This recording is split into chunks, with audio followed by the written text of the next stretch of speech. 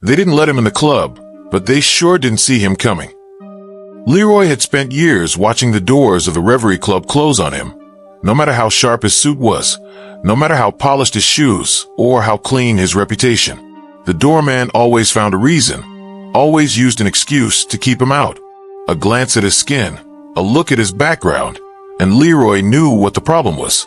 He wasn't one of them. But tonight, Leroy wasn't going to beg for a spot at the table. He had a seat now, right at the head. And as he walked up to the doors, his grip tightening on the deed to the building, he knew tonight would be different. This time, Leroy wasn't asking for permission. He wasn't looking for validation. Tonight, he was taking what was rightfully his. Leroy walked up to the doors of the Reverie Club, his heart pounding. He had been here before, dressed to the nines, only to be turned away at the entrance, his impeccable suit and clean-cut appearance ignored in favor of a no black people allowed policy that had been in place for decades. Tonight, though, he was different. He wasn't the young, bright-eyed man eager to network with people who didn't see him as a threat. No, tonight Leroy was a force to be reckoned with, and the club's doors were about to open, whether they liked it or not. He stood in front of the doorman, a tall, broad-shouldered man who seemed to recognize him. The doorman's expression hardened as Leroy approached. "Sorry, sir. We're at capacity tonight," the man said, his voice cold and rehearsed.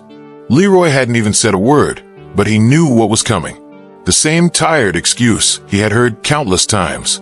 He could see the subtle flick of the doorman's eyes, scanning his skin tone, his attire.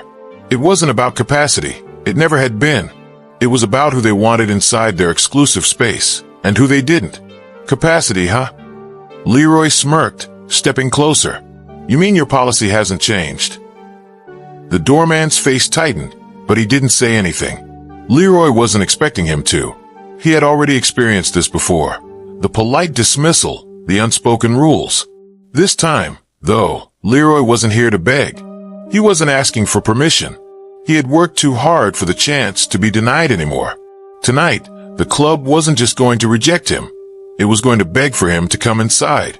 With a confident step, Leroy reached into his jacket pocket and pulled out a folder filled with papers. He handed it to the doorman, who eyed it suspiciously. "Take a look," Leroy said, a sly grin creeping onto his face. The doorman hesitated but took the folder. His eyes flicked down to the papers, confusion flickering in his expression. Leroy stood there, watching as the doorman's hands began to shake ever so slightly. Leroy knew what the papers were, documents confirming that Leroy had just purchased the building that housed the Reverie Club, as well as the entire block it was located on. For years, Leroy had worked behind the scenes, investing, networking, making moves. Now, all that work was coming to a head. "What is this?" the doorman asked, his voice faltering. "Those are the deeds to this building, my friend. I'm the new owner," Leroy said. "I just thought you should know before the rest of the world does." The doorman's face turned pale. His lips parted, but no words came out. Leroy watched as the doorman's mind raced, as the realization dawned. The look of disbelief on his face was priceless. It was the moment Leroy had been waiting for. The moment he could finally break through the walls built to keep him out. The moment he could make his presence felt, not through words, but through action, through ownership, through power. What does this mean for us?" the doorman stammered. Leroy didn't respond right away. Instead, he smiled, his heart swelling with a quiet sense of justice. He turned and began walking toward the club's doors, watching as the doorman stood frozen behind him. "The real question," Leroy called over his shoulder, "is what it means for you. You'll be getting your marching orders soon enough. Enjoy your night." Inside the club, the energy was thick with exclusivity. The sound of jazz music floated in the background, while high society mingled over champagne and cigars. But Leroy wasn't interested in any of that tonight. His mission wasn't to indulge in the luxury they flaunted. His goal was much bigger. He wasn't just there to take part. He was there to take control. Leroy walked past the velvet rope, his stride steady and unwavering. The bartender, a tall white man with slick back hair, glanced at him with a raised eyebrow. But Leroy wasn't fazed. He didn't need to be validated by anyone here. "What can I get you, sir?" the bartender asked, his voice polite but wary. Leroy leaned in, his eyes locking with the bartender's. "I'll take a glass of champagne, but make sure it's the good stuff. I'm not here for your average fare." The bartender blinked, clearly taken aback by the boldness, but nodded and turned to prepare the drink. Leroy's eyes scanned the room, landing on the VIP section. There they were, the club's elite patrons. The same faces he had seen for years, all ignoring him when he came knocking at their door. They had kept him out because of his skin color, his background, his status. But tonight, he had all of that in his hands. Tonight, Leroy wasn't just fighting for a seat at their table. He was building his own table, and he was about to take their seats. A man, clad in a sharp black suit, approached Leroy with a wide grin. It was the owner, Andrew Caldwell, the one who had turned Leroy away countless times before. His smirk faded the moment he saw Leroy standing there. You're the one," Andrew said, disbelief in his voice. He knew what was coming. Leroy nodded. "I'm the one. I own this place now, Andrew. You and your friends have made a living off of exclusion and arrogance for far too long. It's time for that to end." Andrew's face darkened. "You can't just take over like this. You don't know how this business works." "I don't need to," Leroy interrupted. "I'm not here to run your club. I'm here to change the way it's run. I'm going to make sure it's a place where everyone is welcome, where no one is kept out based on the color of their skin." The air in the room felt heavy as the truth of Leroy's words began to sink in. He had the power now. He had the leverage. The ownership that Andrew and his elitist friends had tried to control was now in Leroy's hands. "I'll be watching closely," Leroy said, his voice cool and determined. "And I suggest you start looking for a new job. I'm not here to negotiate." The crowd around them fell silent. For the first time in a long while, Leroy felt the weight of every wrong turned into something right. His vision of change had just begun, and he wasn't going to let anyone stop him. But as Leroy stood there, savoring the moment, a familiar face appeared in the doorway. An ally from his past who had been watching from the sidelines, someone who had helped him gather the necessary resources to take control of the club. The expression on their face was one of urgency. "You need to leave now," they whispered urgently. Leroy's gaze hardened. He wasn't about to back down now. "Why? What's going on?" "Your enemies, they found out who you really are.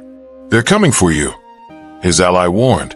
The tension in the room thickened, and for the first time that night, Leroy's victory felt far from secure. As the whispers of danger grew louder, Leroy was forced to face the consequences of his success, and the looming threat that could tear everything he had worked for apart. Leroy's heart raced as he stepped away from the club's front doors, his mind racing with disbelief. The doorman, the same man who had once turned him away, was still standing there, frozen in place. Leroy could practically hear the echo of the door slamming behind him, the weight of the past years crashing down in that one sound. But the feeling that coursed through him wasn't one of anger, it was victory. Tonight, the Reverie Club wasn't just a nightclub. It was the battleground for everything Leroy had fought for: justice, recognition, and the chance to take back what was rightfully his. He pulled out his phone and quickly dialed Nia. His mind was still reeling from the look of shock on the doorman's face, but he didn't have time to bask in the moment. "Nia," Leroy spoke, his voice steady. "It's done. I've got the deed. The Reverie Club is mine." On the other end, he heard a sharp intake of breath. "No way. You really pulled it off?" Nia asked, her voice a mix of disbelief and admiration. "I'm standing here in front of it right now," Leroy replied, glancing up at the glowing sign of the club. The flickering lights from the sign suddenly seemed far less impressive. It was just a building now. His building. "We've got a lot of work ahead of us. I'm coming over now. Get ready. We got to act fast before they figure out what's going on." As Leroy ended the call, he took one last look at the club. In that moment, he realized that getting the deed was just the beginning. The real challenge was going to be taking down the empire that had been built on exclusion, corruption, and greed. And Marcus Rayfield, the man who had been at the top of the pyramid, wasn't going to give up easily. Just as Leroy turned to leave, he heard the unmistakable sound of footsteps approaching from behind. His heart skipped a beat. He knew that sound all too well. He spun around to find Marcus Rayfield himself walking toward him, his face a mask of calm determination. Leroy clenched his fists. "Didn't expect you to come here. I thought you'd send someone else to handle things." Marcus smiled, though it was a smile that didn't quite reach his eyes. "You didn't think I wouldn't know what was going on, did you? I have eyes everywhere, Leroy. This city is my playground, and you think you can just waltz in here and take it from me?" The tension between them was palpable. Leroy could feel the weight of the moment, as if every word they exchanged was a bullet in a gun. Marcus was right about one thing. Leroy hadn't anticipated that Marcus would show up, but he was ready. "I'm not here to ask for permission, Marcus," Leroy said, his voice low but confident. "I'm here to take what's mine." Marcus chuckled darkly. "You think that changes anything? I've been pulling the strings in this city for years. You're just a pawn." Before Leroy could respond, the sound of car doors slamming shut echoed through the night air. A group of black SUVs pulled up to the curb, their engines roaring as they screeched to a halt. Leroy's eyes narrowed. He knew Marcus had backers, powerful backers, but this felt different. From the SUVs, half a dozen men in suits stepped out. They weren't just regular businessmen. They were the muscle, the enforcers of Marcus's empire. Each of them was built like a tank, and they had the look of men who didn't ask questions before swinging their fists. Marcus turned to Leroy, a smirk still on his lips. "You see, Leroy, this is the real power. Not your little deeds or your fancy paperwork. These men make things happen." Leroy's jaw clenched. The stakes had just been raised, but he wasn't backing down. He had worked too hard to let it end like this. "We'll see about that," Leroy muttered under his breath. As the men approached, Leroy noticed something strange. The officers in the back of the group weren't wearing the usual police uniforms. Their black tactical gear stood out like a sore thumb in the streetlight. They weren't here to talk. They were here for action. In a flash, Leroy's instincts kicked in. He ducked just as one of the men lunged at him, narrowly missing him by inches. Leroy's heart pounded as he dashed toward a nearby alley, the sound of boots pounding against the pavement behind him. The city that once felt like a place he could conquer was now closing in around him. The stakes were higher than ever. He turned into the alley and came face to face with an unexpected sight. Nia, standing at the entrance, her face filled with determination. She had a gun in her hand, her stance steady as she pointed it toward the men coming up the alley. "Nia," Leroy gasped. "What you?" "Move, Leroy. We're not getting out of this without a fight." Leroy knew she was right. The only way out was forward. He wasn't running anymore. He grabbed her arm and nodded, signaling that it was time. Together, they made their way deeper into the alley, using the shadows for cover. "Leroy," Nia whispered, "we have a limited window. The authorities are already tracking our movements. This is bigger than we thought." Leroy looked her dead in the eye. "I know, but I'm not backing down. I fought too long to let them win." They continued to move swiftly, knowing that they had to act fast or risk losing everything. As they turned the corner of the alley, Leroy heard the unmistakable sound of sirens in the distance. He knew what that meant. The game was changing. The entire city was about to be engulfed in the fight for power, and Leroy was right at the center of it. But just as Leroy and Nia reached the end of the alley, their hopes were dashed by a shocking sight. A group of FBI agents stood at the exit, their weapons drawn. "Freeze!" the lead agent shouted. "We're taking you into custody." Leroy's heart sank. Was this the end? Or was this the beginning of something even bigger? The sound of the FBI's weapons being drawn filled the alley, the sharp crackle of radio chatter echoing through the night air. Leroy's heart pounded as he stood frozen at the end of the alley. In front of him, the agents were methodical, their eyes cold and calculating. It was clear they weren't here for a negotiation. They had come to take him down. Nia, standing beside him, didn't flinch. Her hand tightened around the grip of her gun, but she didn't raise it. Not yet. "Leroy Jones," the lead agent called out, his voice booming through the alley. "We have a warrant for your arrest. Surrender now, and this can go easy." The words felt like a punch to Leroy's gut. The entire night had shifted in the blink of an eye. And now, the promise of victory, the dream he had fought for, was teetering on the edge of collapse. He turned to Nia, their eyes locking in a shared understanding. They had one shot, one chance to get out of this. No surrender, Leroy said through clenched teeth, his voice laced with determination. They've been hunting us for months. If we go down now, it's over for everyone. Before Nia could respond, the lead agent barked, "You're surrounded. No escape. Drop your weapons and put your hands where we can see them." Leroy didn't move. Instead, his eyes flicked down the alleyway, calculating. He was no rookie. The city was his chessboard, and he'd played these streets too many times to let it slip away. He needed a way out and fast. "Stay calm," Leroy whispered to Nia. "We have to stay one step ahead. They think they've got us cornered, but we can turn this around."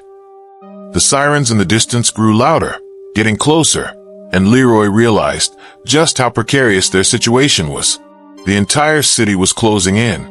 If he didn't make a move soon, they'd be surrounded by more than just the agents.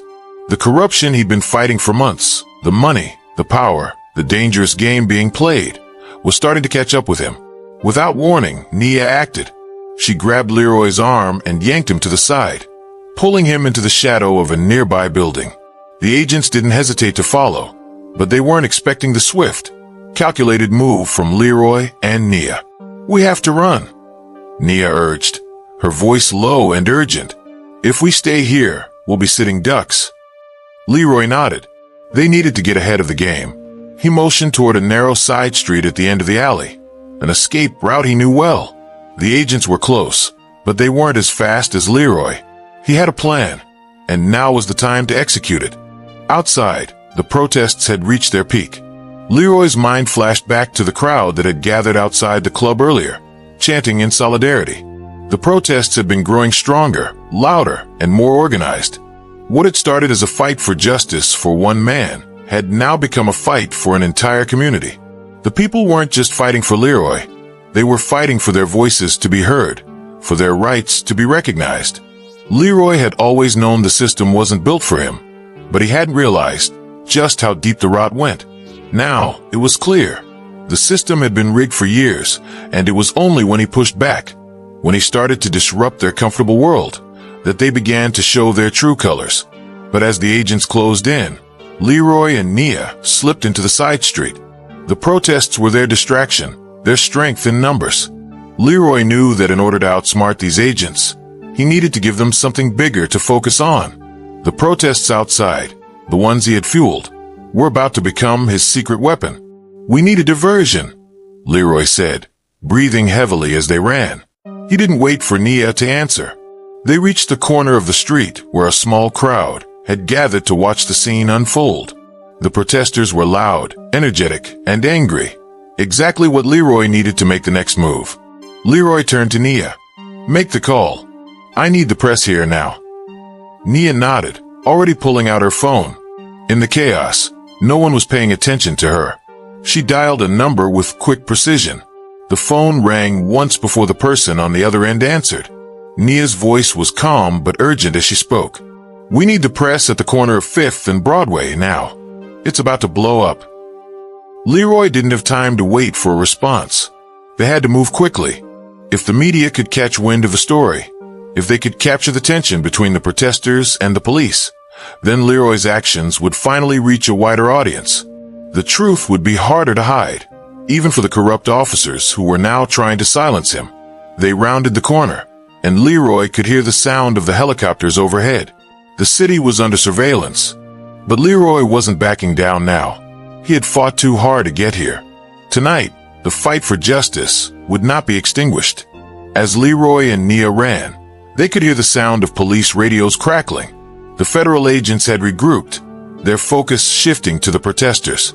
They knew Leroy was leading them into a trap, but they had underestimated how well he knew the city, how well he understood the game they were playing. But what Leroy didn't expect was the sight that greeted him when he reached the protesters. Marcus Rayfield. There he was, standing at the front of the crowd, flanked by his own security team. Leroy's heart sank. Marcus was one of the key players in the network that had been funding the developers, the corrupt officers, and everyone else pulling the strings in the city. And now he was in the thick of it. fueling the fire that Leroy had started. "Marcus," Leroy said, his voice steady but with a hint of shock. "What are you doing here?" Marcus's eyes locked onto Leroy's, a cold smirk spreading across his face. "You didn't think I wouldn't come to watch you burn it all down, did you?" Marcus's voice was laced with venom. "You've underestimated me," Leroy said, his fists clenched. "This isn't just about me anymore. This is about all of us. The people will know what you've done." Marcus chuckled, the sound low and menacing. "The people are already losing. You're just too blind to see it." The air around Leroy felt suffocating as he stared down Marcus Rayfield. Marcus stood in front of him, a smirk on his face as the crowd of protesters around them grew louder. The helicopters overhead only added to the chaos, the deafening hum mingling with the chants of the people. It was a fight for control, for justice, and Leroy knew that Marcus wasn't going to give up without a fight. "I don't think you understand," Marcus said, his voice dripping with malice. "You're in over your head, Leroy. This city, this empire, it's mine. You think you can just walk in here and take it? You've got no idea what's coming for you." Leroy's chest tightened, but he stood firm. He had faced worse odds than this. He had fought for everything he had, from his own community to his hard-earned seat at the table of power. There was no way he was going to let Marcus win now. "I understand perfectly well," Leroy said, his voice steady, cutting through the noise of the crowd. "I'm not the one who's in over my head. You've been stealing from this city for years, Marcus. But your time is up." Marcus's smirk faltered, replaced by a look of pure disdain. "You think the people care about you? They're just pawns in a game they don't understand. You've given them a voice, but you can't control it forever. It'll turn on you." But Leroy wasn't listening anymore. He wasn't worried about Marcus's threats. What scared him was the unexpected twist in Marcus's plan. He wasn't just here for a showdown. He was playing a much bigger game, one that Leroy had failed to see. Leroy felt a shift in the atmosphere, an unmistakable tension that made his heart race. As the crowd of protesters rallied behind him, the sound of their chanting filled his ears, but something else lurked in the air, something darker. Suddenly, a black SUV screeched to a halt in front of them. The door swung open, and out stepped Detective Preston, the very officer who had been on the other side of the corrupt police force Leroy had fought to expose. The detective was wearing an expensive suit, his expression cold and calculating. The crowd's energy shifted. Leroy felt a knot tighten in his stomach as Detective Preston's eyes locked with his. There was no mistaking it. This wasn't a coincidence. "You're here for him, aren't you?" Leroy said, his eyes narrowing. Detective Preston didn't answer immediately. He walked over to Marcus, his face betraying nothing, but Leroy could see the underlying tension in his movements. The detective turned his attention to Leroy, and for the first time, Leroy saw a flicker of something that resembled regret in his eyes. "Leroy," Detective Preston said, his voice low, "you don't have to do this. The truth is complicated. Things are already set in motion. You can't stop them, but I can still help you." Leroy shook his head. "Help me? You've been part of the problem all along, Preston.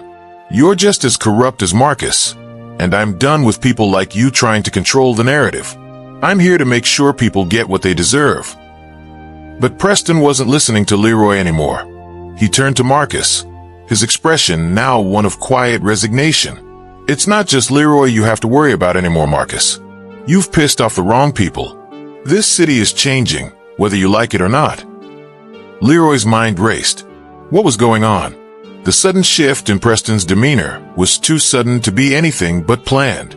He had been complicit in the corruption that Leroy had been fighting for so long, but now, he was speaking as if he'd switched sides. Was it genuine, or was he playing a deeper game? Before Leroy could process the implications, the crowd's chanting grew louder. It was becoming more chaotic, more unpredictable. Suddenly, there was a surge of movement from the back of the crowd, and a group of protesters began to push forward, armed with cameras and phones, determined to capture every moment of the unfolding drama. They were ready to make this go viral, to expose everything that Marcus and the system had tried to hide. But Leroy wasn't looking at the protesters anymore. His eyes were fixed on the scene unfolding before him, on Marcus, and the subtle exchange between him and Detective Preston. That's when Leroy realized the truth. He wasn't just up against Marcus's empire. He was up against a much larger network, one that had its fingers in every corner of the city. And it wasn't just about money or power anymore. Suddenly, Leroy's phone buzzed in his pocket. He didn't check it immediately, but when he did, the message he saw stopped him cold. Meet me. I know everything. They've been watching. I have proof. It was a message from someone he didn't recognize, but the implications were clear. Someone had been keeping tabs on everything. Someone knew the game Marcus and his associates were playing, and they were offering Leroy a way to expose it all. Leroy, we don't have much time, Nia said, appearing from the crowd, breathless, her eyes wide with urgency. I just got off the phone with someone close to Marcus. They're planning something tonight. Something big. Leroy felt the floor drop out from under him. What do you mean? What are they planning? I don't know all the details, Nia said, her voice filled with urgency. But Marcus is about to make a move that will change everything. We need to act fast before he gets ahead of us. Leroy's eyes turned back to Marcus, who was now facing off with Detective Preston. The conversation between them was getting heated, but Leroy wasn't about to wait for it to escalate further. I'll be back, Leroy said, turning to Nia with a look of determination. He wasn't leaving this fight up to anyone else. Nia nodded, and together, they made their way toward the street, ready to find the answers Leroy desperately needed. But as they turned the corner, Leroy's phone buzzed again.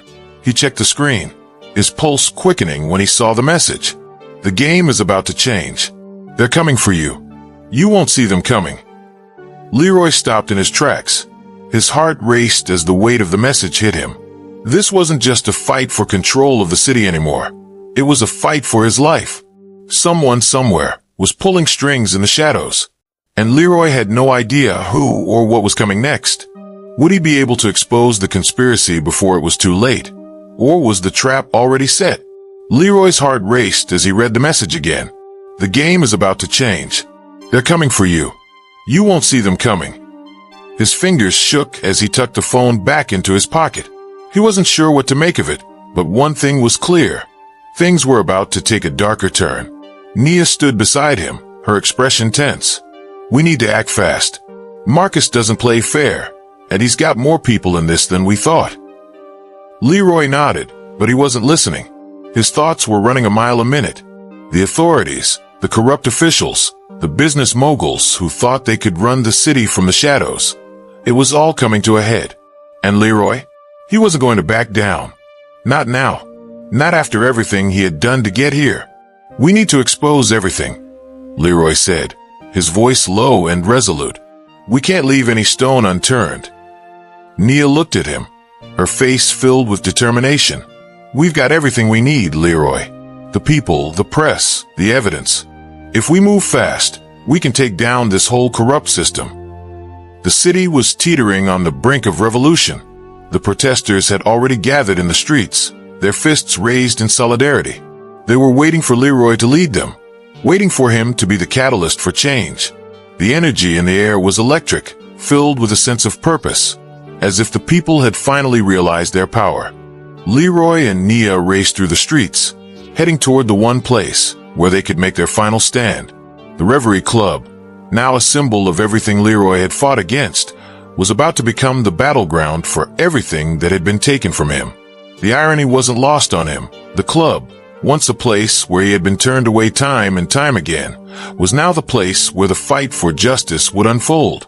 As they reached the club, Leroy's phone buzzed once again. He pulled it out, his heart sinking when he saw the message. The plan is already in motion. Your time is up. It was from an unknown number. Leroy's mind raced. He turned to Nia, his face grim. We need to get inside now. The club's doors opened with ease as Leroy and Nia slipped inside, their eyes scanning the room. It was eerily quiet for a moment, as if the club itself was holding its breath. Leroy's footsteps echoed through the space, the weight of his decision settling on his shoulders. He had come here to take down an empire, but now, with the weight of the people behind him, the real battle was about to begin. The lights flickered, and suddenly, Leroy heard voices behind him. He spun around to see Marcus Rayfield, standing in the center of the room, with a smug smile plastered across his face. His usual arrogance was gone, replaced by something far more dangerous, desperation. "You really think you can win this?" Marcus asked, his voice cold and filled with contempt. "You've already lost. The money, the influence, it's all too much for you." Leroy stepped forward, his voice unwavering. "I've lost nothing, Marcus. You're the one who's about to lose everything. This city belongs to the people now." Marcus's smile faltered for a moment, and Leroy saw the first signs of real fear in his eyes. But then Marcus straightened, his posture regaining its former confidence. "You'll see. The power's already in motion. You can't stop it." But Leroy wasn't backing down.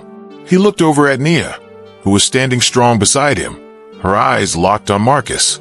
Leroy reached into his jacket pocket and pulled out a folder, the key to everything they had been working for, the evidence that would bring Marcus's empire to its knees. Marcus's eyes widened as Leroy opened the folder, the pages inside full of financial records, emails, and contracts that tied Marcus to every piece of corruption in the city. The conspiracy was no longer a secret. "You've been running this city like a puppet master, Marcus," Leroy said, his voice loud enough for everyone in the club to hear. "But this ends today." As he spoke, the sound of police sirens grew louder, followed by the unmistakable hum of helicopters overhead. Leroy knew the authorities were closing in. They had been tracking Marcus and his network for weeks, and now they had everything they needed to make their move. The door to the club slammed open, and a group of federal agents stormed inside. Leroy's heart lifted as the agents moved swiftly, surrounding Marcus and his security team. They didn't hesitate. Marcus's empire was crumbling, and there was no way for him to escape. "I'm taking you down, Marcus," the lead agent said, his voice steady as he approached Marcus. "It's over." Marcus's face twisted with rage. "You can't do this. I have connections, power." But the agent cut him off. "You had all that, and it still wasn't enough to protect you. You've been caught, and now it's time to face the consequences." Leroy stood there, his breath steady, as the agents took Marcus into custody. The weight of everything he had fought for, the years of struggle, the sleepless nights, the people he had fought for, finally felt like it was worth it. The protesters outside, the people who had rallied behind Leroy's fight, erupted into cheers. They weren't cheering for a victory over one man. They were cheering for a victory over a system that had held them down for far too long. They had made their voices heard, and Leroy had led them to this moment. As Marcus was escorted out of the building, his head down, Leroy watched the scene unfold with a sense of satisfaction. He had done it.